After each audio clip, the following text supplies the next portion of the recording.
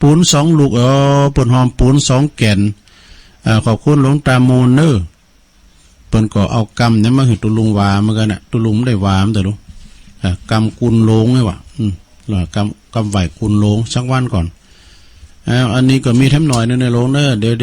ยวว่าฝากสลามมาก็มี ครอบครัวของป่อเย็นแม่ดีกองตองกายบันเลินป่าสร้างเนอะบันเลินไซทองเนี่ยนะบันเลินป่าสร้างเปิ้นทำบุญซื้อเครื่องทรง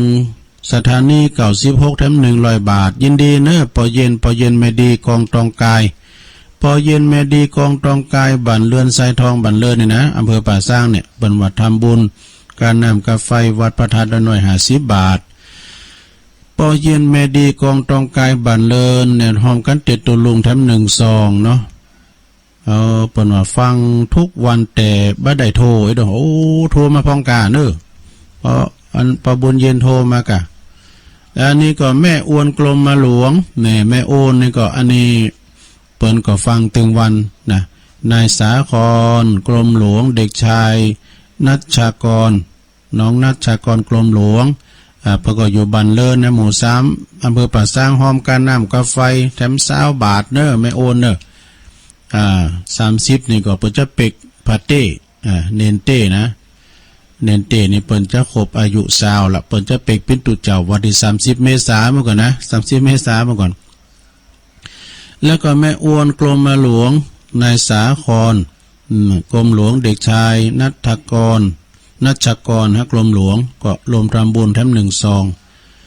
ปอบุญตันแม่แสงหลาป่าไล่เน้อนี่จะดีซ้ำยอดทำบุญกันเต็ดตุลุงมาแถม100 บาทวันนั้นไปปะเจ้าหมูปะเนาะ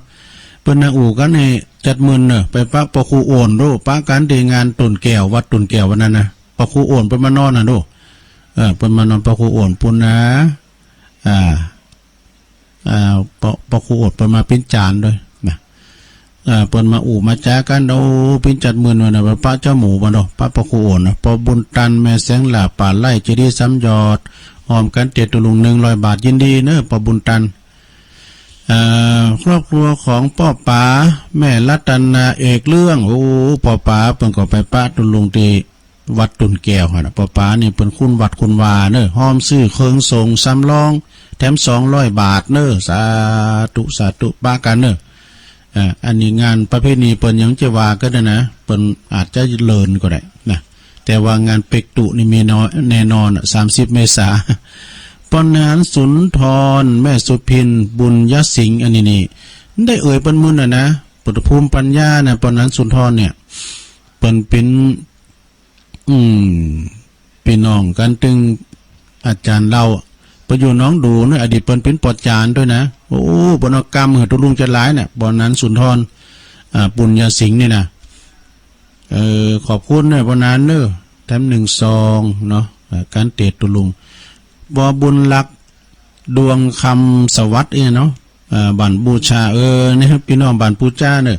เปิ้นฟังตลอดเนี่ยเปิ้นก็จังโทรมาอยู่เนาะนะปูจ้าบันปูจ่านะกะนะการนำกาไฟ1 ซองแม่อัมพาพันธ์แม่ไพเนอะแม่ไพชัยเมืองยองบันเลินเนอะเปิ้นทำบุญกันเตะตุลุงตัวแถม100 บาทอันนี้ก็เป็นโยมอุปถากอุปถัมภ์วัดวาอารามเนอะแม่อัมไพเนี่ยนะแม่อัมพันแม่อัมพาพันธ์ชัยเมืองยอง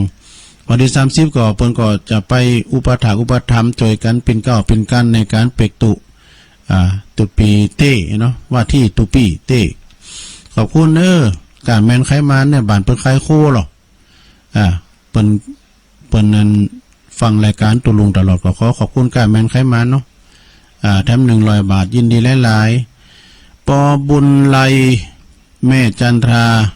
อุพงอันนี้ตะไลนะบันปงชัย บันปงชัยหอมกันเตะตุลุงมาแถมเนี่ยขอบคุณหลายๆเนอะขอบคุณปอไลพาดกันไปปะกันมื้อเนาะแต่ไปวันบันกองก่อมปะกันสักกรรมมาวันสุดท้ายตุลุงจะได้ไปดู เดี๋ยวนี้ก็มาละเนาะขอบคุณหลายๆเนอะเพื่อจะมีงานพวกไก่มาก็วามกัน เมษากันทำพี่น้องบ้านเราเซนปิ้งเนอะเมษานี่ก็กันทำเราเซนปิ้ง หอมเคิงเสงนี่ว่าหอมเคิงส่งนะกะนะแถม50 บาทเนอ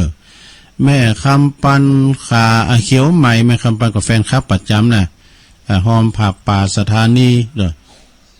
อแถม100 บาทยินดีแม่คำปันเนอแม่คำปันเขียวใหม่เหล่าสันปิ้งหอมตะลุง1 ซองแม่คำปันเขียวใหม่เหล่าสันปิ้งการนำกาแฟแถม1 ซองโอ้หลายซองเนาะพอบรรจงกันทวงนี่พี่ไอ้ไต่หัวนั่นนำดิบเนอหมู่17เป็นวัดทำบุญเคิงส่งสถานีใหม่แถมแถม1 ซองยินดีเนอพี่ไอ้เขาเนอพอบรรจงกันทวงเป็นวัดตุลุงจะไปไหนก็ขอโทรมาไปเกรงใจเนอโทรมาได้ตลอดเวลาเมื่อคืนวันใดนี่นะโอ้ขอบคุณหลายๆเนอพอบรรจงแม่ลำจวนกันทวงนำดิบเนอนะพี่ไอ้ไต่หัวหอมกันเตะแถม1 ซองยินดีหลายๆเนอแล้วก็แม่บุญมา102 แควบันน้องบุญชุมนะแถมกันทำแถม1 ซองยินดีหลายๆเนอะน้องบุญชุมนี่ก็ศรัทธาก่อนในตุลุงก็ไปนะตั้งน้องการลาบกันเนี่ยก่อนเนี่ยไอเบอร์เขาเนี่ยโอ้เป็นระดับปิ้นหนุ่มปิ้นสาวปิ้นหนุ่มปิ้นพอเล่งไปแล้วก็ไอเบอร์เขาไอใหม่เข้ามานะลืมแล้วตุลุงลืมแล้วนะเคยไปปึงบารมีตุลุงไอใหม่เขาก็ไอเบอร์เขาก็เนี่ยแล้วก็มีแม่สากันทำเหล่าสันปิงลมทำบุญกันเตียตุลุงทาไว้ฮะจบกับนเวนทำ1 ซองเนอะอันนี้เป็นฝากสลามั่มวานิไม่มีศรัทธาแม่บุญวงดีพร้อมโดยลูกหลานเนอะบ้านเลขที่63/2บ้านกลางใต้ตำบลหนองตองอำเภอหางดง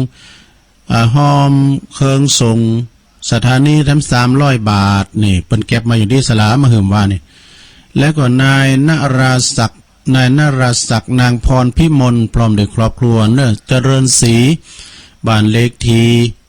2/2หมู่8บ้านสันกลางใต้ตำบลหนองตองอำเภอหางดงจังหวัดเชียงใหม่โฮมสร้างเครื่องสูงสถานีทั้ง200 บาทยินดีหลายๆเนอะนางสาวนงครานสิงคราชเนาะบ้านเสาบ้านเสานี่ก็บ้านเลขที่นะสุมา111โอ้ตอง1บริได้บ้านสันกลางใต้ตำบลหนองตองอำเภอหางดงเนาะหอมเคิงส่งสถานีทั้ง200 บาทเด้อสาธุยินดีหลายๆและที่เปิ้นมีมาแถมก็มีป้อไพบุญแม่จารูนปกปิงเมืองข้างมอชอเนอหอมการน้ำกาไฟ100 บาทหอมการเตตุลุง100 บาทวะสาธุเนอแต่อันนี้เป็นหอมสร้างกุฏิอันนี้ว่าเป็นว่าไม่ต้องประกาศมันเป็นยังเนาะศรัทธาญาติโยมทั้งหลายขอบคุณเนอที่เปิ้นได้มีน้ำจิตน้ำใจหอมกันมานะตุลุงก็จะแยกขัดไปตามวัตถุประสงค์เนาะถ้าว่าหอมเครื่องส่งตุลุงก็แยกขัดมาอย่างกันถ้าหอมกันน้ำกาไฟหอมสถานีก็แยกขัดมาปิ้นอย่างไว้เนาะ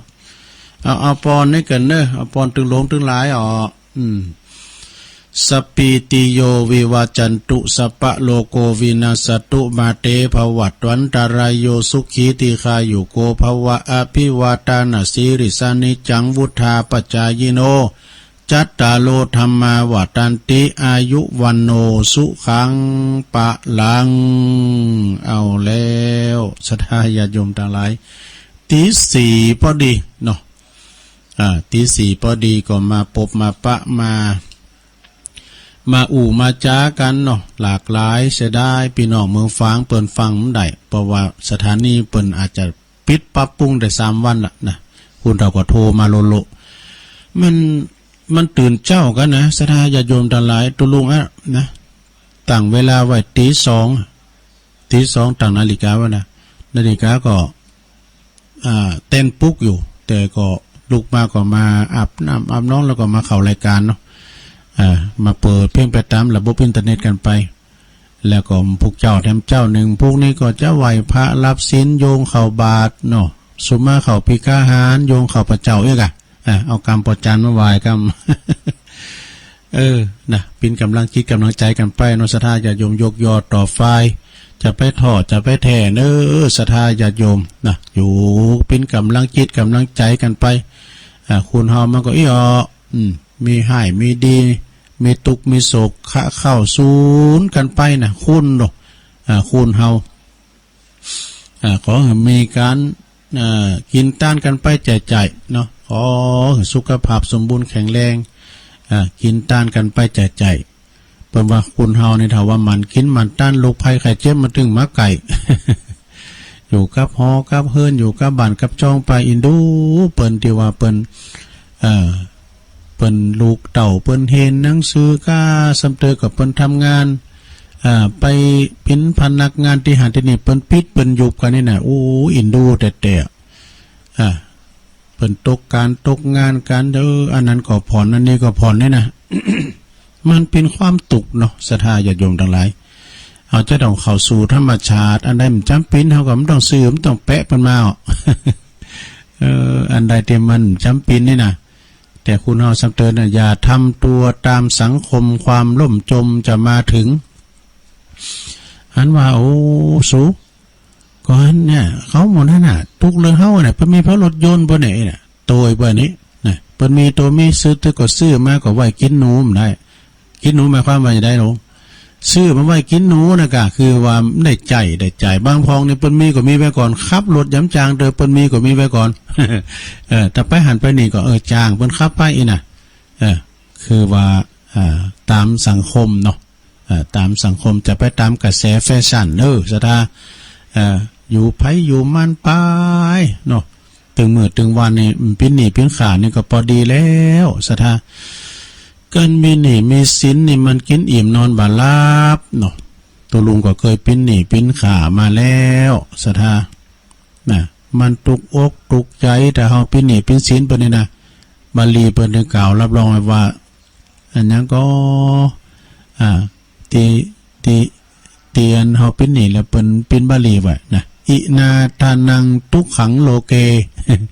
ความกูนี่ยืมสินนั้นเป็นตุกในโลกความไปยืมอย่างนั้นเลยก็มันจำเป็นแต่ศรัทธาถ้ามันจำเป็นนี่ไผบ่ยืมแหละนะตุลุงก็ฮู้กับตัวเก่าน่ะเวลามันมีแต่น่ะสินเพิ่นว่าหยังก็จักน้ำถึงหลังสินตีนสุดมือไอ้นั่นเพิ่นว่าน่ะกำตึกก็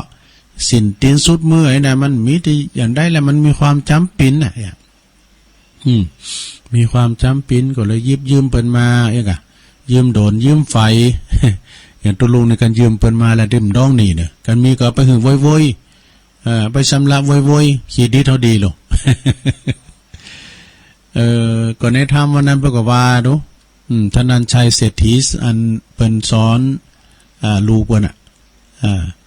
สอนวิสาขานะว่าไผที่หือยืมได้ก็หือยืมแล้วเปิ้นมาจ่ายแล้วก็หือยืมต่อได้อีหยังไผที่ว่าเอาไปหือยืมแล้วหายแซ่บก็ไปหือยืมคำซ้ำสอง เหมือนเขาไปแปะอย่างไปเนาะบัญชีมันมึนตาเนี่ยเป็นว่าอันเก่าย่อมใจตัวนี้จะเมื่อกี้นำแล้วมันสองต้องเนี่ย จ้าวายนะเอากันเป๊ะล้านหนึ่งแล้วมันได้สายแต่มันก็ไปล้านหนาได้ไหมเนาะ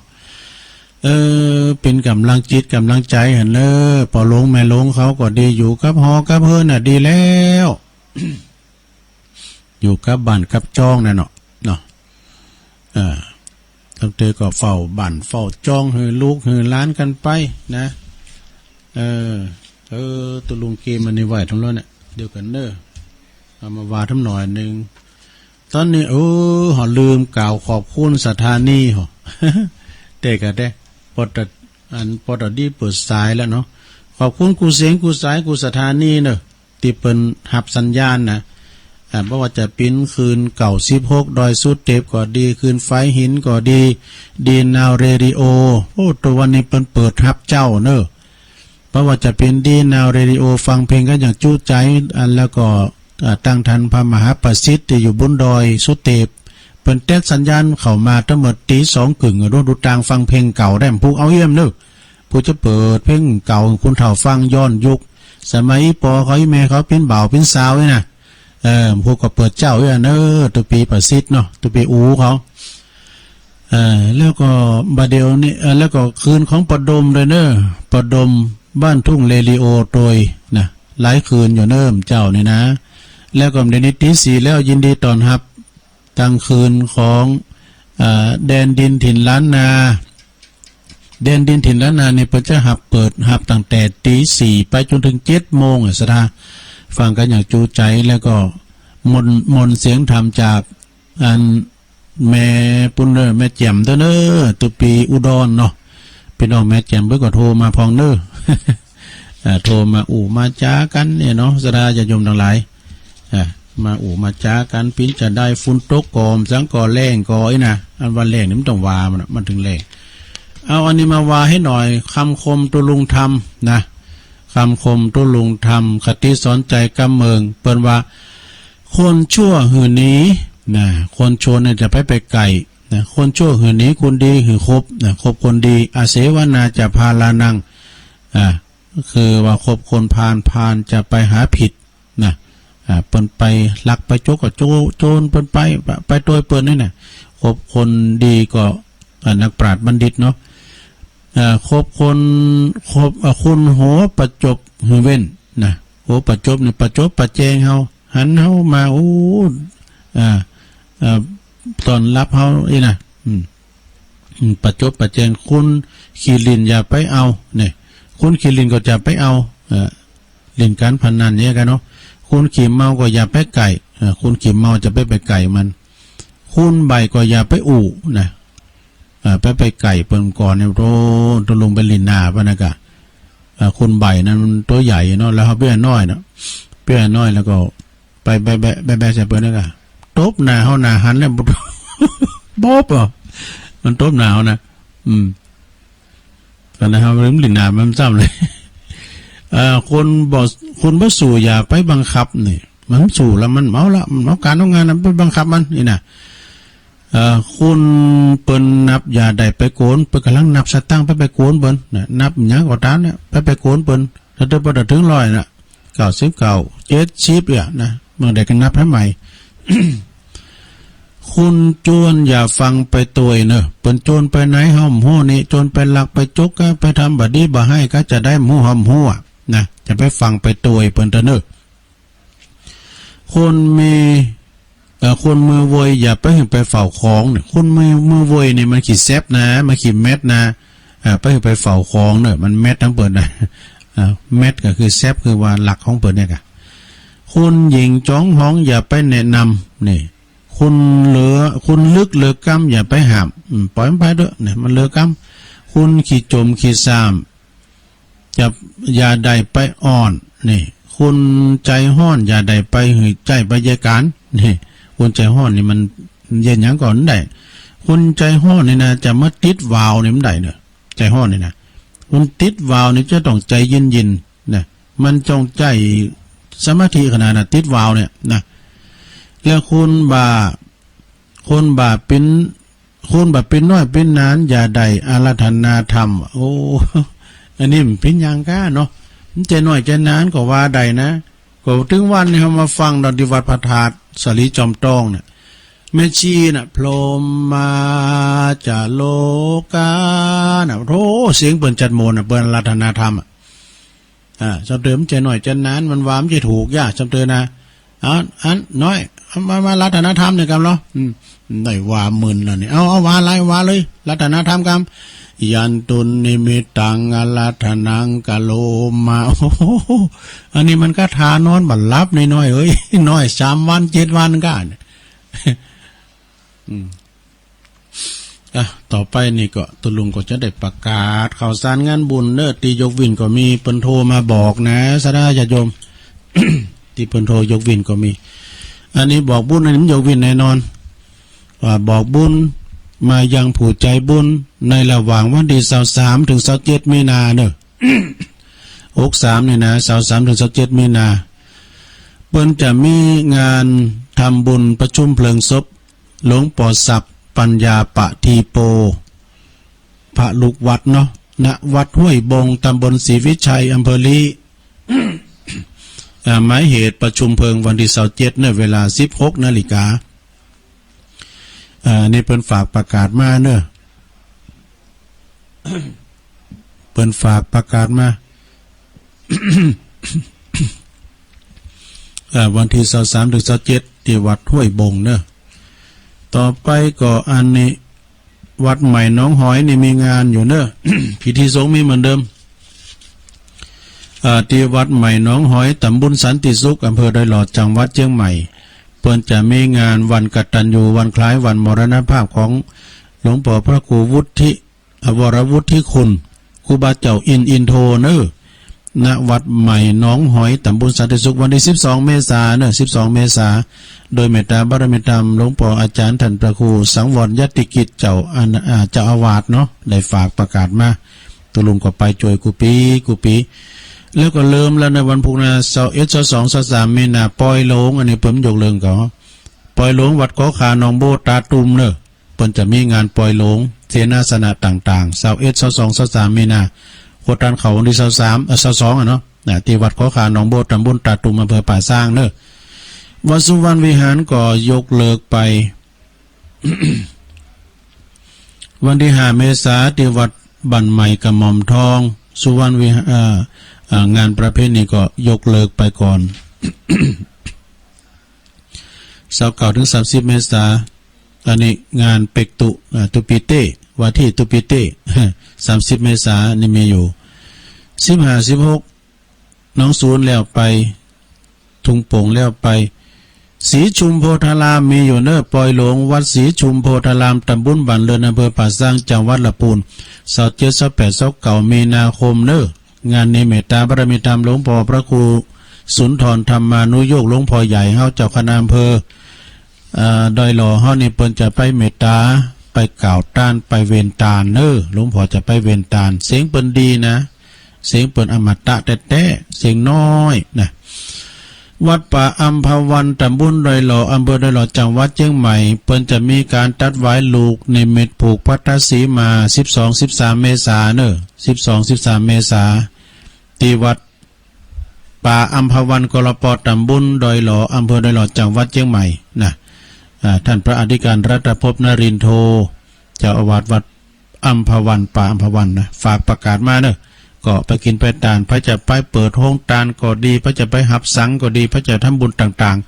ๆแจ้งความจำนงไปได้ที่เบอร์โทรศัพท์6061 278 7251 061 278 7251เนาะอันนี้ก็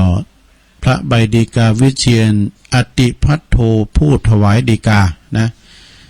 อันนี้เป็นงานบุญใหญ่ตุจับมีเป็นร้อยเนอะวัดตุงเกียงเนอะอำเภอสันปัดตองเปิ่นจะมีปล่อยหลง21 22 23เหมือนกันนะ21เนี่ยเปิ่นก็สวดมนต์ตันโดย22ก็เป็นวันโคตรตันเข่าเอื้อกะนะเปิ่นจะมีปล่อยหลงที่วัดทุ่งเกียงตุงเกียงนี่ยามมือหลวงพ่อเปิ่นบทใหม่ๆเปิ่นไปจำวัดสาที่หันนะอันนี้ก็จะได้เอาโหวัดไปหลวงพ่อเพิ่นก็จะไปเป็นสงฆ์พิธีจนรวมทำบุญนะในการบวชเน้นภาคดือร้อนที่วัดจ้างกำเนื้อ22 มีนาถึง26 มีนาครั้งที่15แล้วนี่เปิ้นยกเลิกเปิ้นมาสมัครกันแล้วขอเปิ้นบ่แหมได้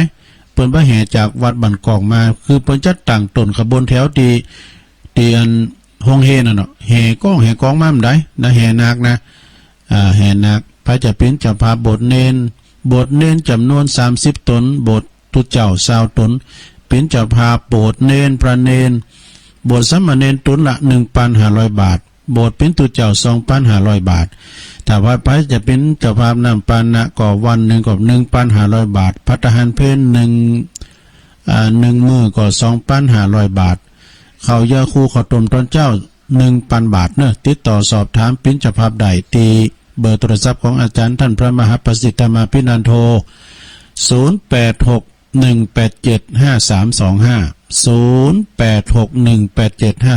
0861875325ได้ตลอดเวลาเนอะก็วัดศาลาเนาะวัดศาลาตำบลน้ำแพร่เพิ่นจะมีงานทุกของวันที่23เนอะทุกเดือนของวันที่23นะ23 6 มื้อนี่ก็ได้รับความเมตตาจากท่านพระครูบดิกาสมศักดิ์ปิยวันโนเนาะเพิ่นจะมาเป็นองค์เตศเนอะที่วัดศาลานะเปิดอุทิศถวาย ทักษิณานุปทานกิจแด่ท่านหลวงพ่อครูบาเจ้าอินตากตปุญโญพระครูพิพิธปุญญาภิรัตน์เนอะวันที่23นี่ก็ได้รับความอนุเคราะห์จากศิษยานุศิษย์อันเทวศิษย์โยมเจ้าของตันครูบาวัดบ้านฟ่อนนี่นะเนาะเปิ้นจะมาเป็นเจ้าภาพเนาะอันนี้ก็อาจารย์ท่านพระครูโชติสุวรรณสอนฝากประกาศมาเนอะแล้วก็วัดน้องผาขาวนี่เปิ้นจะไม่งานเนอะเปิ้นจะไม่งานในการถวายทานเสนาสนะยังตั้งหลายต่างๆนะคือเปิ้นจะมีสวดมนต์ตันโดยวันที่24ในสวดมนต์ตันมีการฟังเทศน์ฟังธรรมใบรายละเอียดเปิ้นก็มีนะเดี๋ยวกันเนอะวัดน้องผาขาวเนี่ยนี่เปิ้นก็จะมีงานพิธีสมโภชเนอะพิธีสมโภชพระพุทธปฏิมาแล้วก็พระพุทธบาทจำลองพร้อมโดยพระธรรมจักรเห็นมงคลณวัดน้องผาขาวนะพร้อมโดยเสนาสนะต่างๆแล้วก็วิหารพระขาวพระเจ้าขาว100 ปีโดยศรัทธาเสาสีนี่ก็จะมีพิธีทำบุญทักษิณาอดีตกับอดีตเจ้าวาดวัดน้องผาขาวแล้วก็ครูบาอาจารย์พร้อมโดยผู้ที่เคยเกิดวัดสังวาอุปถากอุปธรรมไปเวลา 19:00 นเนี่ยก็จะมีพระธรรมเทศนามีสวดมนต์ตันก่อนนะอบรมสมโภชพระพุทธรูปนะแล้วก็พระพุทธบัตรจำลองพระธาตุธรรมจักรพระธรรมจักรแล้วก็เสนาสนะเวลา20:30 คืน2 ทุ่มครึ่งนี้ก็จะมีธรรมเทศนา1กันปฐมสมโภชแสดงโดยท่านพระปลัดภพสังวโรสำนักสงฆ์ม่อนปู่อินเนอร์อันนี้เป็นนักเทศนะตุปีภพเนี่ยท่านพระปลัดแล้วก็ผู้ที่2ก็กันพุทธาภิเษกแสดงธรรมโดยท่านพระครูสถาพรพัฒนาลังสีเจ้าคณะตำบลยางครามวัดใหม่พัฒนาเนอะอันนี้ก็ปุตโตเป็นเวนตาลก็จัดเน็ตวันนั้นประกอบมาเวนตาล แล้วก็ผู้ที่3ก็ธรรมจักรกับปวัตนสูตรแสดงธรรมโดยท่านพระอธิการสมชายธรรมทิโนวัดไร่พัฒนารามน้องผำเนอะเป็นองค์เตศแล้วก็จะมีโกนเขาติบแถมสวดเบิกแถมหลายอยู่วันที่24นะ25ตั้งแต่5 โมงครึ่งไปเนาะตี 5ไปก็จะมีการสวดธรรมจักรกับปวัตนสูตรไขตาพระเจ้าเนอะถวายเขาติบโดยถวายเขามาทุปยา49ก่อนนะ7 โมงก็ทำบุญตักบาตรประจานโอกาสเว้นตาลและพิธีถวายเสนาสนะวิหารน้อย100 ปีนะพร้อมกับเสนาสนะทั้งมวลเนี่ยอันนี้ก็ที่วัดน้องมะขาวพระครูสถิตสารคุณเจ้าคณะตำบลนำดิบเนอร์เป็นก้าวเป็นกันในการประทานสั่งแล้วก็ประหลงสรายุทธแม่หลงสายฝนจันกุณะ นี่ก็ประหลงบาทเนาะอันนี้น้องมาจับน้องมาจับในวันนี้เราก็เลี้ยวไปแล้วก็21-22เนี่ยก็เปิดจะมีปล่อยลงเนี่ยวัดหนองมาจับ19-22 ตำบลแม่แฝกเขต2อำเภอสันทรายเนี่ยเปิดจะมีจะลองปล่อยลงหลายอย่างตีวัดหนองมาจับเนี่ย21-22เนี่ยนะก็21-22-23ไปกินไปต่างกันนะวัดหนองมาจับตอนนั้นมาก็มีทำงาน1-10 เมษายนอันนี้เปิดจัดโดยการจัดกันเองเด้ออันนี้เปิดจัดโดยส่วนตัวนะวัดโบสถ์น้ำดิบจะมีการโบสถ์เนนภาคฤดูร้อนอายุตั้งแต่10-13 ปีจำนวน15 คนคณะของคณะสัทธาวัดโบสถ์น้ำดิบโดยมีท่านพระครูปลัดธนงท่านชยาพลโนพระอาจารย์พระศิลป์ถาวโรธานวุฒโธเนาะเปิ้นก็จะมีการบทเน้นกันต่อไปวัดจังกั้มมีอยู่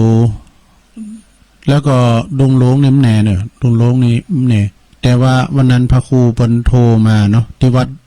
พระเจ้าตุ้นโลงนะเปิ้นโทรบอกว่ายกเลิกก่อนเนอะตุ้นโลงยกเลิกก่อนเปิ้นจะยกเลิกก่อนนะที่วัดพระเจ้าตุ้นโลงวันพินิมโบสถ์เตอโบสถ์เฮียนนี่จะไม่อยู่เนาะแต่ว่าโบสถ์หมู่นี่เปิ้นก็โบสถ์เตอนะตุปีท่านพระครูเปิ้นโทรมา บัดประเจ้าตุ้นหลงปีนี้เปิ้นยกเลิกก่อนเนาะตอนนั้นมาก็21 22 23มันก็งานประเพณีทรงน้ำพระธาตุที่วัดปทุมศาลารามสันปุเลยเนอะตำบลสีเตี้ยอำเภอบ้านโฮ่งเปิ้นจะมีงานทรงน้ำพระธาตุเหมือนกันนะแล้วก็มี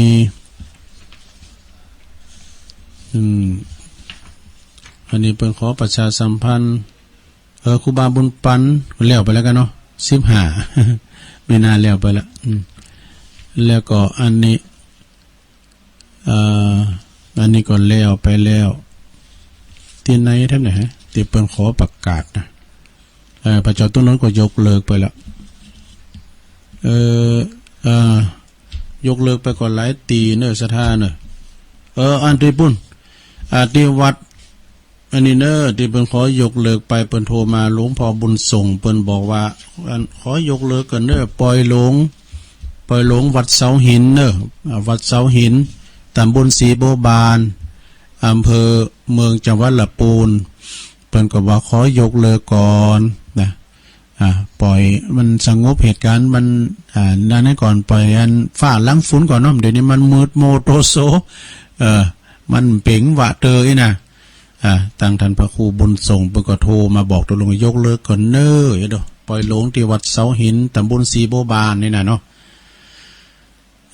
ปัดตึงนี่ก็ดูว่าเหมือนจะยกเลิกนะปัดตึงเอาละศรัทธาญาติโยมทั้งหลายเอาสารงานบุญเนาะได้ประกาศไปถ้าว่าผิดพลาดประการใดหรือว่าอันใดที่ได้ประกาศไปก็สุมาอภัยตัวเน้อตัวลุงก็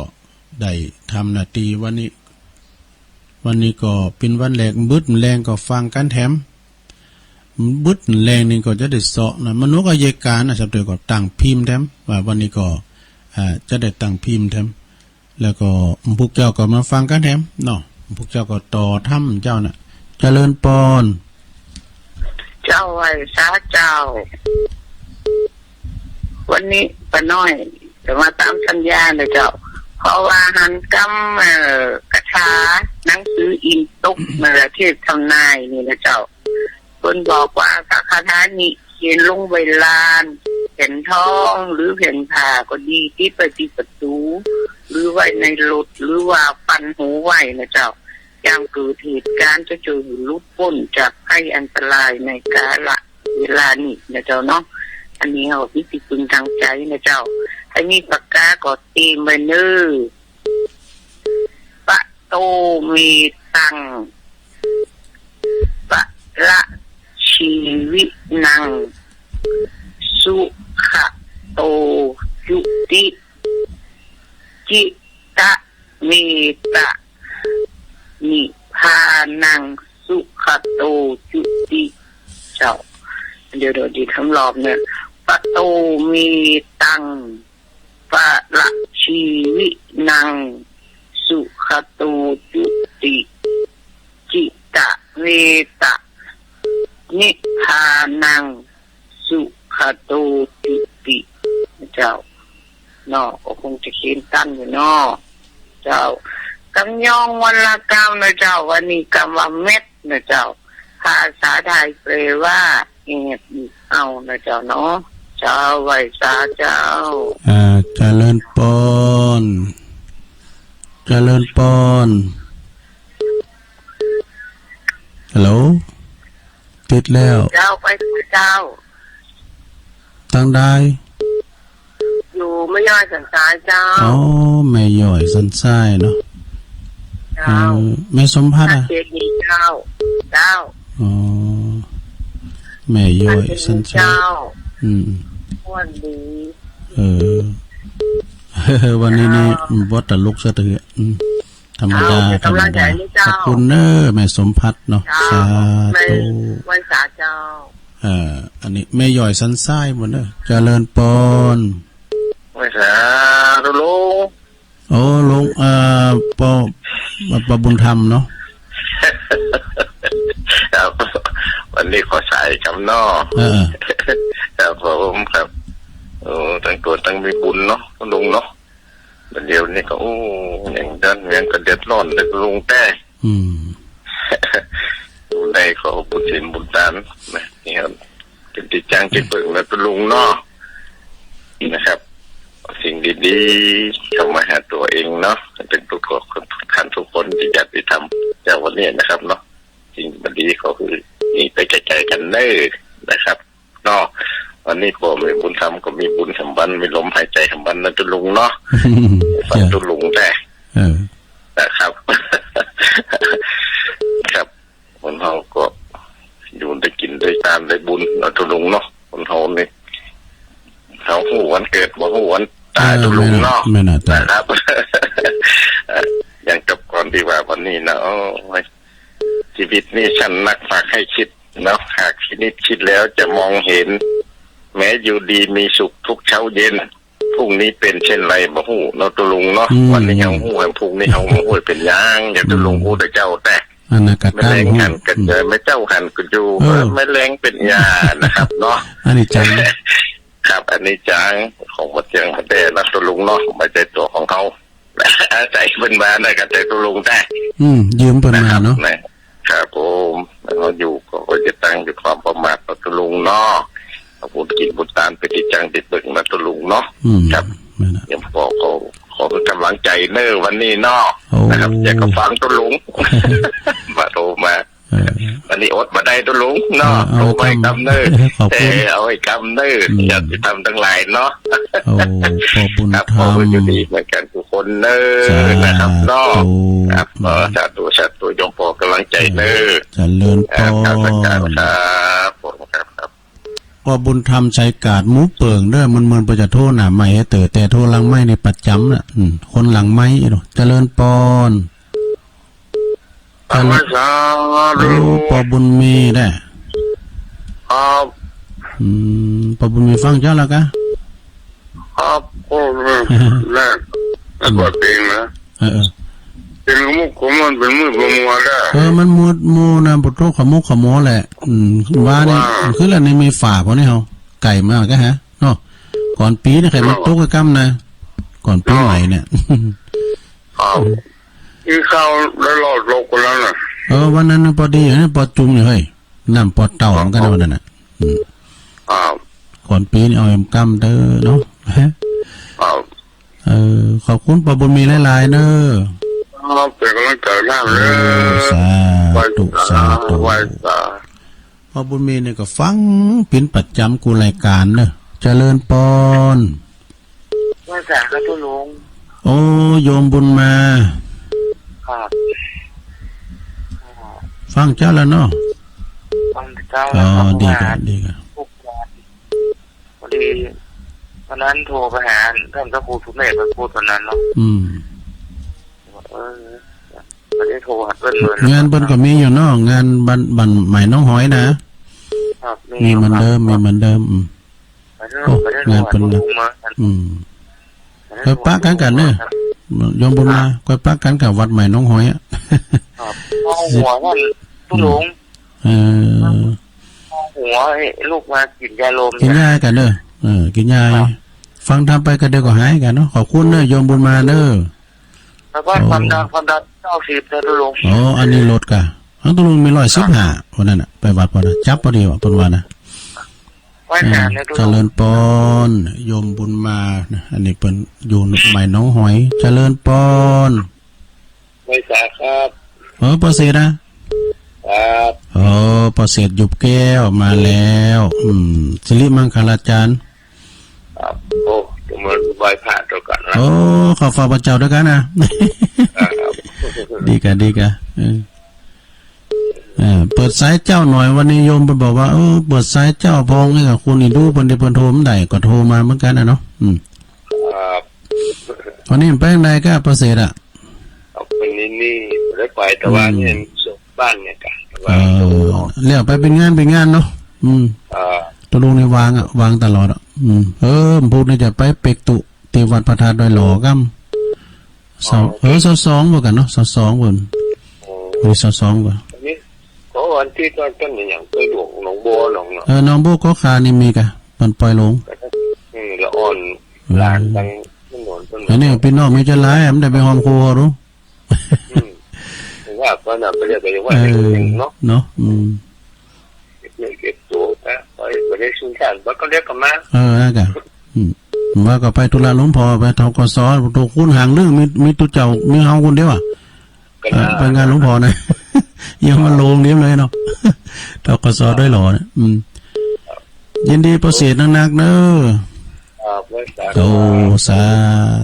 ธุคุณตั้งก็ลงดีนะต้องดูต่างไปเหรอเจริญปอน ไว้สา โอ้ปอจอมอยู่เท่าไง ครับ หายหนาหายตาไปหมดนี้พี่ไอ้เหรอ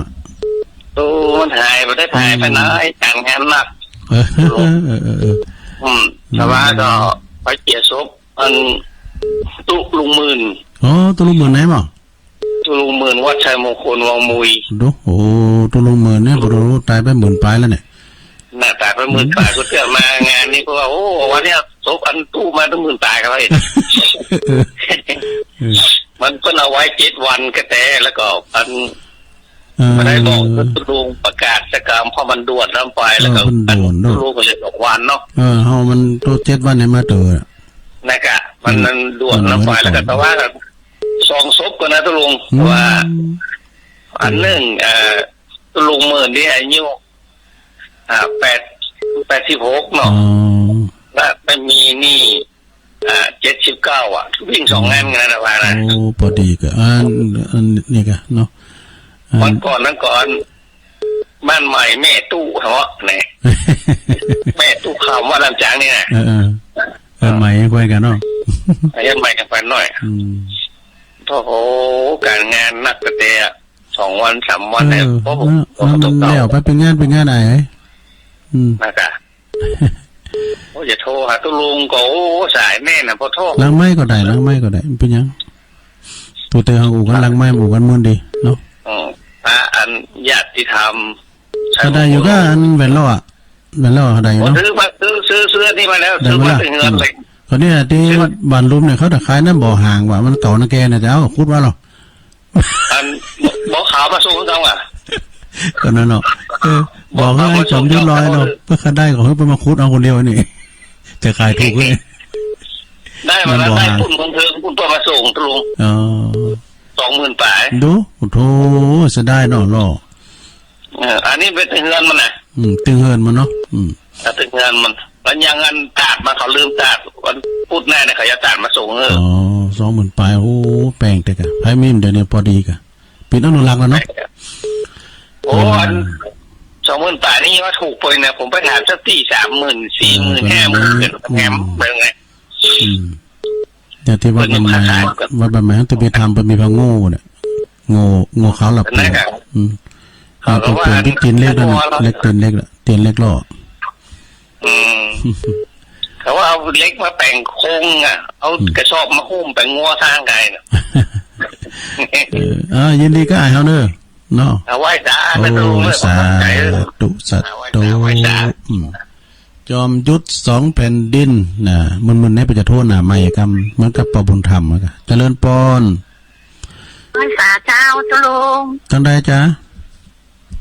คอยใกล้เจ้าแม่แดงอ่ะเจ้าแม่แดงรัตนาเจ้าตีดมันโทรตีดวันนี้โทรตีดละบุญก็ได้วันนี้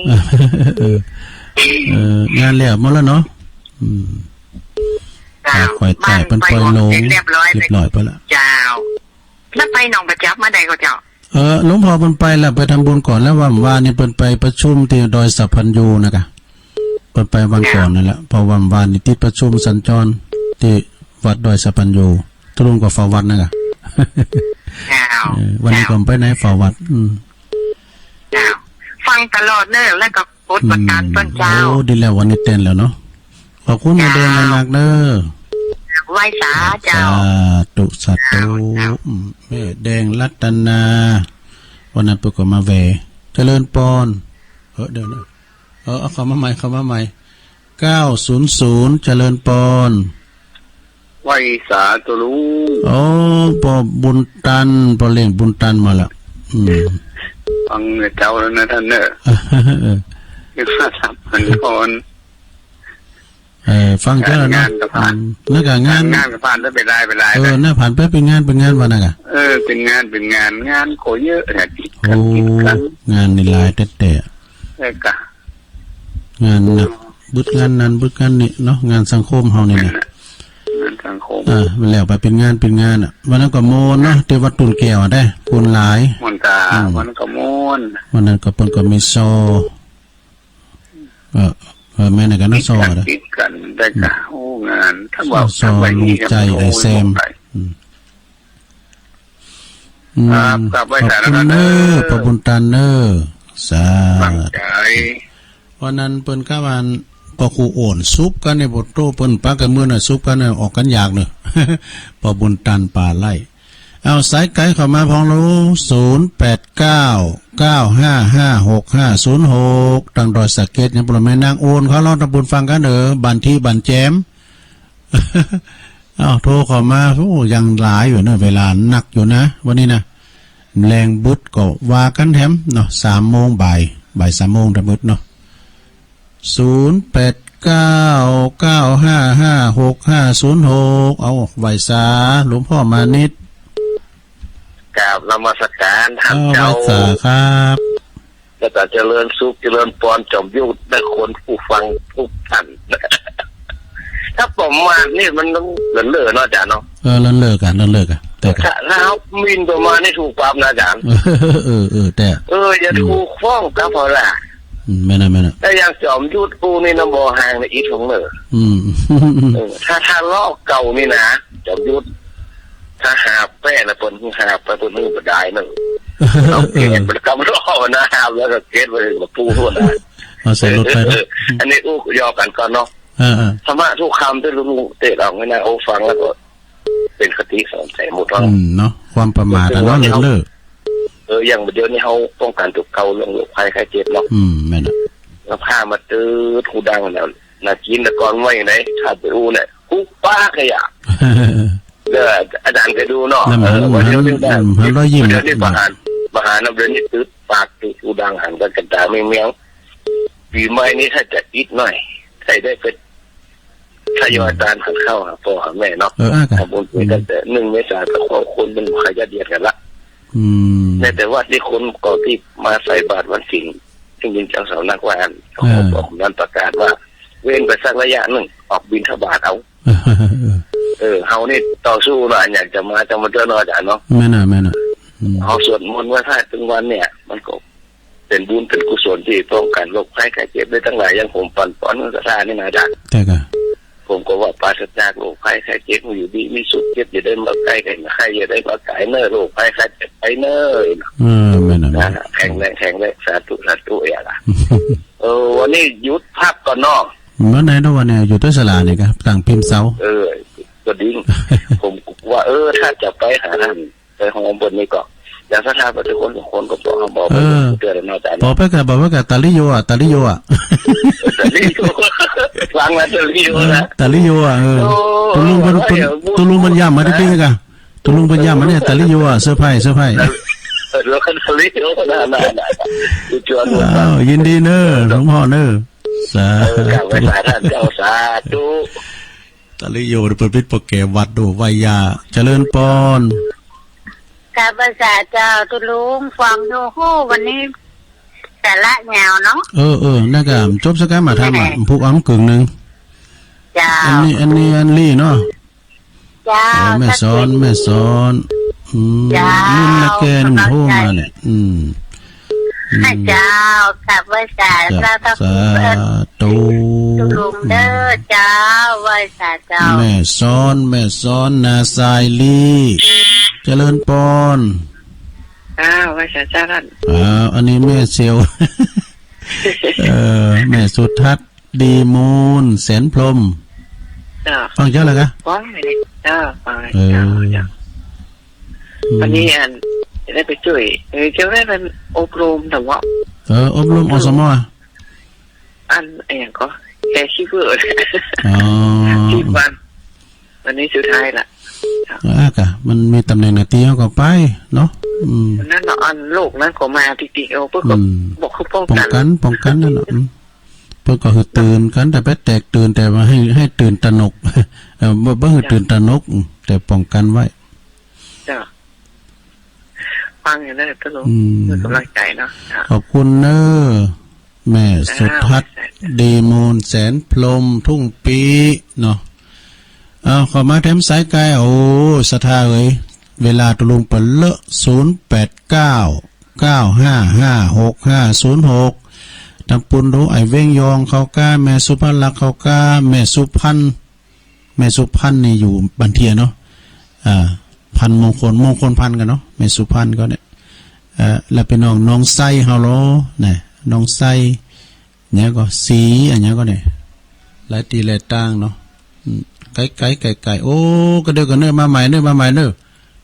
เนี่ยเอาแล้วเนี่ยมันเต้นได้เปิดหัวเดี๋ยวมันโยนกันฮะโหลเดี๋ยวเอาใหม่เนอเนี่ยโอ้เหมือนกันหมดหรอแสดงมันได้เปิดหัวเดี๋ยวอะไรเปิดละเจริญปอนมูนั้นเขามาใหม่เนอไหวสาเจ้าตุลุงเจ้าแม่จันติป่ะเจ้าโอ้กดมือผมเป็นตึกตีแล้วเหรอแม่จันติเกตกาลามไม่จะไปทางไหนเจ้าวันนี้ก่อนอยู่กับสลาเนี่ยกะวันนี้เพิ่นนะเจ้าอันนี้ก่อนตั้งพิมพ์เสาก้อยเยะไปอันนี้ทุสลาไปก็มาพองซะเตอก็ใส่น้ำบะลำไยตุลุงตอนนั้นก็ล่ำได้มันหน้าบะลำไยนะแล้วก่อนตุลุงก็โจยเพิ่นพองแล้วก็ว่าก่อนรถมิกมาเทวันนี้ก็จะตั้งพิมพ์เสาอันนี้ไหนดีแล้วฝนก็ตกนั่นกะเจ้าก็เล่นนักละค่ะวันตั้งพิมพ์ก็กำลังแต่มีเสามาเนี่ยกะเพิ่นจากเป็นทรงมันก็เนี่ยทรงนึงก็อันนี้ก็ปกมุงนี่ก็เตอหนึ่งเอกะทำกรรมก็ว่ากันให้มาเนี่ยเงินมดก็ย่างให้กรรมมาตัวตีตุ้มติมไปก่อนอันนี้ถ้าไม่เงินก็ย่างให้กรรมเงินก็มีหลายดีตลกนี่มาแหมก็เลยลงน้ำใหญ่เลยเนาะน่ะก็เจ้าก็ไม่ได้ไปไหนเนี่ยอยู่กับบ้านไหนก็ระวังมือไปอยู่บ้านอยู่ช่องไหมปล่อยมันฝนตกมันเปียกมันไหวของก็น้ำเดี๋ยวพอไปได้มันพดผิวอยู่บนดอยนะมันเป็นหมอกเป็นควันเนี้ยน่ะมัวเหมือนเห็นแสบหูแสบตาหมดอ่ะนั่นเนาะอยู่ห้องแอร์กันเด้อห้องแอร์ยินดีแม่จันติบหนักๆเด้อสาธุเจ้าไหวสาเจ้าเลินปอน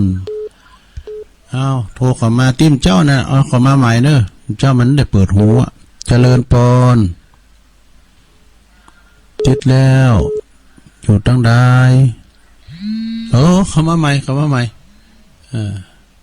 เนี่ยมันเต้นเปิดหูเจริญปอนน้องเบลมาแล้วกำลังมาประเดี๋ยวนี้ฟังเจ้าเนาะมันก็จะลูกก็จะตีสองเกิดละโอ้ตื่นเจ้าดูการถ่ายทอดอีกละไปถ่ายได้ตีสองเกิดแล้วหรอไม่หรอกฟังเพลงฟังเพลงเก่านะได้ฟังเพลงเก่าพวกก็ฟังแถมนึกถึงพ่อผมเลย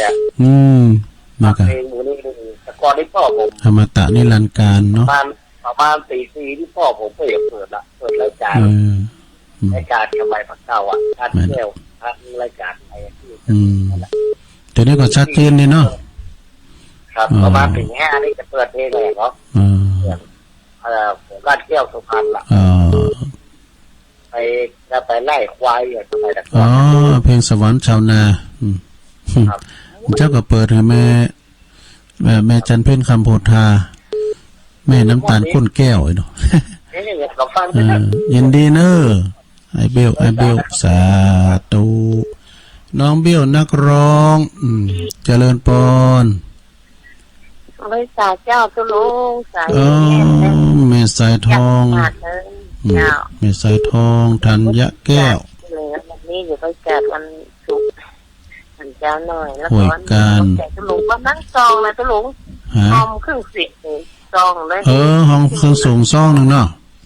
เจ้า ได้ อัน กะ วันนี้เพื่อนเขียนใส่กันเนาะ เพิ่นเขียนเนาะเพิ่นมีซองๆเฮาก็เฮาก็คิดว่านั่นนะว่าจะต้องเป็นเครื่องส่งซองหนึง มาได้หอมคนเนาะมาได้พระเพิ่นเนาะ ได้กะ น้อง ได้ ใจ กะ ตุ้ลุงเด้อ ขอบคุณแม่สายทองเด้อสาธุดีนาวเรดิโอนะคุณหน่อยเกษมศรีสุภาอินทร์อันนี้ดีเจยองอ้าวเจริญปอน ไว้จ้าตุ้ลุง อ๋อปงนอนเนาะปงดอนแม่แจ้ห่มแม่จันฟ้องอ่ะ เจ้า หายไปเมินเนาะ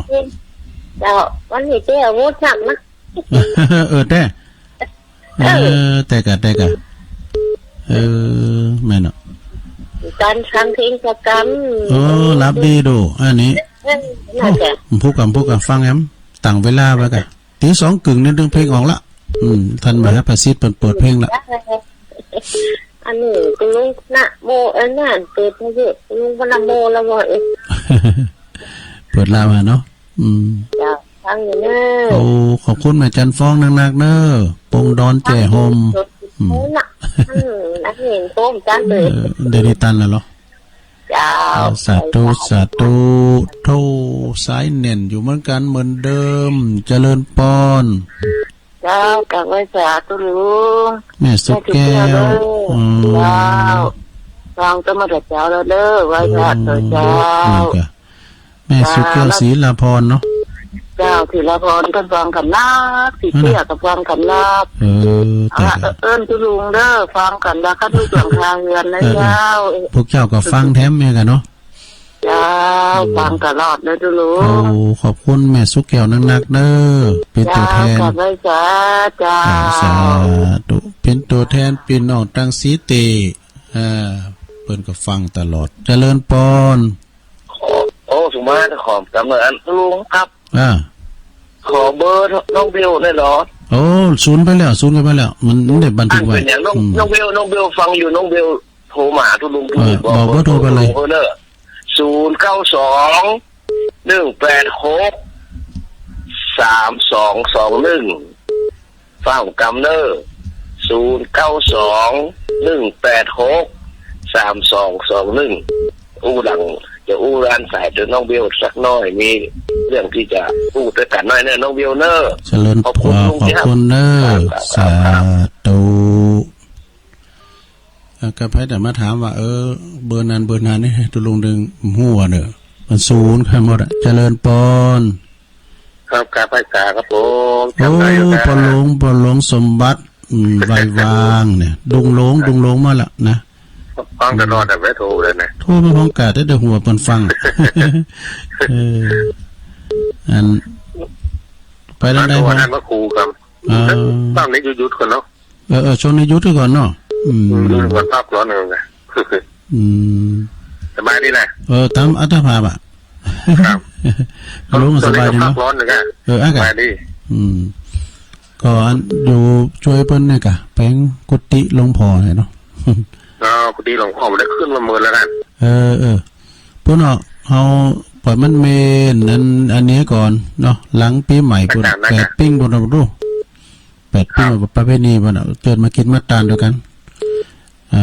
อันระยะอันนี้มันจะยาวนานมาคือหมู่นี่แล้วว่าไม่ฟังหมดเลย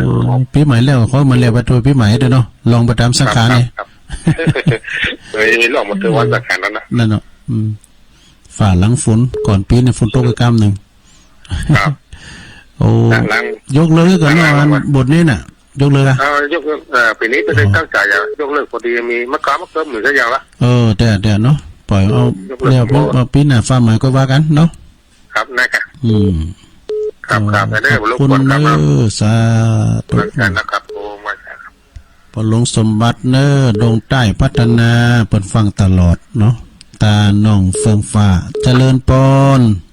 นมัสการค่ะจากดอยน้อยพัฒนาหนองหานสันทรายค่ะเจริญพรคุณโยมเดี๋ยวนะมีคติทางนิดนึงนะจ๊ะเอาเลย ไม่รู้จะเข้าปตาละเอสะหรือเปล่าไม่รู้นะจ๊ะ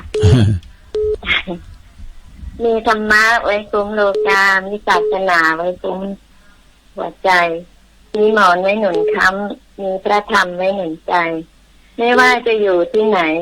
ก็สุขใจตลอดกาลจ้ะโลกอะไรจะมาก็เอาธรรมะเข้าข่มใจเอาเนาะคนเราเกิดมาทุกคนก็ต้องตายทุกคนจะตายดีหรือว่าไม่ดีเท่านั้นเองถ้าตายไปแล้วก็จะเหลือแต่ความดีกับความไม่ดีก็ขอให้ทุกคนทำบุญแล้วก็ฟังธรรมตลอดไปนะจ๊ะสาธุโอ้ขอบคุณเนอขอบคุณเลยสาธุอันนี้จากดอยน้อยพัฒนาเป็นอยู่สันทรายประวัตินะมีคำกลอนสอนใจด้วยเจริญพรขอบคุณเนอเจริญพร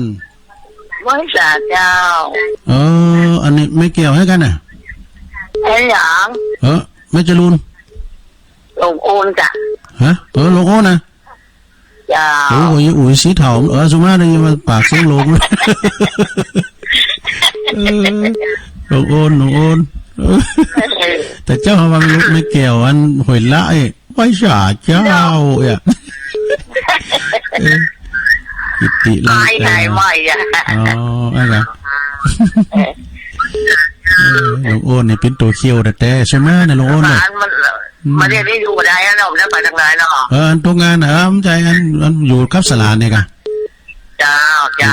ไปย้ำมาดูบ้านเนี่ยก่อนนั่นกันกินเบ่งตัวไปแล้วก็ในการตัวไปนั่นกันเจ้าแมลงเบิดออกอยู่ค่ะแมลงเบิดออกอยู่แมลงเบิดใน3 โมงเนาะเจ้าไม่สาเจ้าขอบคุณหลวงโอนเนอสาหลวงโอนนี่เป็นตัวเคี้ยวแต่เอาน้ำสายเนาะสายที่22เจริญพรภาษาเจ้าตุงแม่พินประแดดนะเจ้าแม่พินป่าแดดมาแล้วแม่พินเจ้าตะกี้ติดละกดเป็นไปอย่างตัวลุงก็อู่มึนนี่กันแล้วก็เพิ่นก็อันตกไปเหี้ยเป็นยังที่เปิ้นโทรติดแล้วแต่มันหักสายมันพุกมาทำไมเจ้าฟังอย่างนี้เจ้าฟังเพลงนี้ละเจ้าโอ้ขอบคุณในไลน์เนอร์แม่พินเนอร์เจ้าพินป่าแดดโอ้มาหยุ่นอินดูเปิ้นทำสายเจริญปอนสัตว์นมัสการครับอุบาสกตั้งใดนี่55ครับผมอันนี้พัก5กู้ภัย55สุทัศน์ครับผมดีกะอันนี้ทำงานเพื่อสังคมแต่สุทัศน์นี่นะเครื่องเสียงมันก็ดังนะเครื่องเสียงมันดังอยู่เวรครับตูอยู่เวรครับอยู่เวรนะครับดีกะกำลังจะออกเวรที่บ้านนะครับดีแล้วไปเห็นกินวันหนึ่งเขาเป่าไฟให้กันก็ไปรับไปนอนในค่ำหนึ่งขอบคุณขอบคุณไอ้นักสาธุขออนุญาตยกหูกันสถานเพราะว่าเดี๋ยวนี้มันจะถึงเวลาเปิ่นจะสวดมนต์แล้วท่านพระมหาวิษณุจารุธรรมโมคณะสงฆ์วัดเจดินเปิ้นพร้อมที่เปิ้นจะสวดมนต์ละนะตัวลงเกาะจะได้นำรายการจากศรัทธาไปก่อนพวกเจ้าก็ฟังกันใหม่มืดแรงแถมบ่าย3 โมงเนาะที่96นะทวนสายก่อนแม่น้อยกาดนัด เปิ้นบอกคาถาไผจำได้พองถ้าจำบ่ได้ผู้ก็ถามมาแม่น้อยกาดนัดคาถาแล้วก็แม่สมผัดแม่ย่อยสันทรายสายที่3ก็พ่อบุญธรรมชัยกาดหมูเปิงร่มแห้มดีเปิ้นโทนใหม่วันนี้เปิ้นดีใจโทษติดแล้วก็เลยเป็นผู้อยู่เบื้องหลังเนาะชักยายอยู่เบื้องหลังนี่นะบ่บุญมีเมืองกลางโยมบุญมาใหม่หนองหอยสายที่6กับพอเศษหยุบแก้วสิริมังคลาจารย์สายที่7จอมยุทธ2 แผ่นดินอันนี้ก็เหมือนกันฟังตลอดแต่ว่าเปิ้นลำจะโทรสายที่8แม่แดงพัฒรัตนาป่าควายไต่แม่แดงแม่กล้าเฮาขายเข่า9สายที่9ป่อบุญตันป่าไล่ป่อเล่งบุญตันสายที่10ป่อหลวงพ่อบุญมานิดถาวโรสำนักสงฆ์หอมบุญไหวสาสายที่11แม่ซ้อนจากหน้าทรายลีสายที่12ก็แม่สุทัศน์แสนพรหม จากแม่วางสายที่13ก็แม่จันทิพย์เกตกาลามสายที่14ก็น้องเบี้ยวนักร้องสายที่15ก็แม่สายทองธัญญาแก้วสายที่16ก็แม่จันฟ้องแจ้โฮมสายที่17ก็แม่สุกแก้วศรีลาพรเพิ่นฟังกันนักเด้อสายที่18ก็หลวงพ่อมานิดฟังถามเบอร์โทรน้องเบี้ยวรอบ2สายที่19ก็ประลงสมบัติเด้อใจวางไว้วางจากดงใต้พัฒนาฟังตลอดปีนี้ยกเลิกก่อนบทเนนนี่นะวัดดงหลวงสายที่20ก็ดอยน้อยพัฒนาอำเภอสันทรายเปิ้นมีกลอนสอนใจด้วยโอ้เยี่ยมจริงๆสายที่21แม่อวนกิติลังกาลงโอนเนาะสายที่22ก็แม่พินบันป่าแดดในเมืองสายสุดท้ายไอสุทัศน์กู้ภัย55สายที่23สายขอบคุณกูเสียงกูสายเนอะตุลุงก่อนนำรายการจากราชทัพไปก่อนแทมบุตรก็ฟังกันใหม่บ่าย3 โมงนะแล้วบุกเจ้าก็มาต่อทำเที่ยงแท้แนมกำในความประมาทนะตอนนี้2-3 โมงนะโอถาดาฟังพวกเจ้าทำกำเนาะโชคดีมีใจเหมือนกันจุโคจุตานเนอจัตตารโรธรรมาวัตันติอายุวันโนสุขังพลัง